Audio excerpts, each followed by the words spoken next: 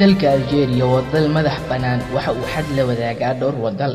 dhinaca waqooyi waxa xad kala wadaaga badda Mediterranean-ka, dhinaca waqooyi bari dalka Tunisia, dhinaca galbeed dalka Morocco, halka dhanka koonfur galbeedna ay ka xigto Saxaraha Mauritania iyo Mali, ilaa koonfur barina Niger.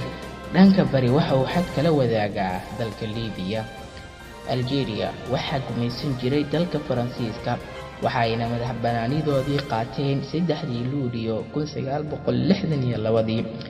madaxweynihii ugu horeeyay ee dalka Algeria waxa uu ahaa Ahmed bin Bella, waxaase inqilaabay Hawari Boumediene sanadkii 1965.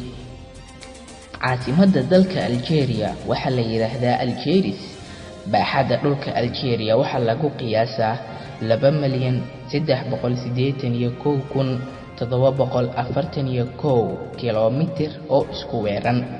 tirokoob la sameeyay sanadkii tagay ee 2019 waxaa la ogaaday in dadka ku nool dalka Algeria ay tiradoodu dhan tahay 43 milyan. luqadaha rasmiga ee dalka waa luqadaha kale ah Carabi iyo Barbar. luqadaha kale ee la isticmaalo waxaa ka mid ah luqadda Faransiiska. Algeria waa dal muslim sunni ah.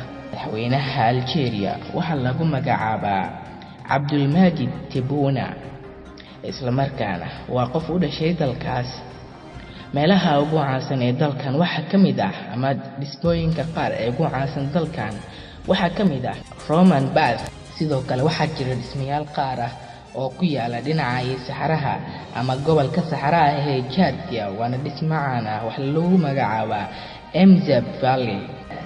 Algeria lacagta laga isticmaalo waxaa la yiraahdaa diinaar. lafdhabarta dhaqaalaha Algeria waa wax soo saarka petroolka, waxayna xubin ka tahay ururka OPEC tan iyo 1969. sidaas oo kale waxay xubin ka tahay ururo ay ka mid yihiin ururka Jaamacadda Carabta, ururka Iskaashiga Islaamka, Midowga Afrika iyo ururka Qaramada Midoobay.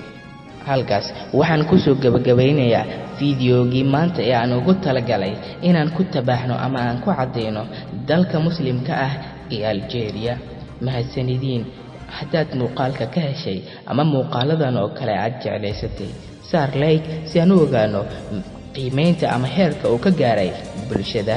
mahadsanid.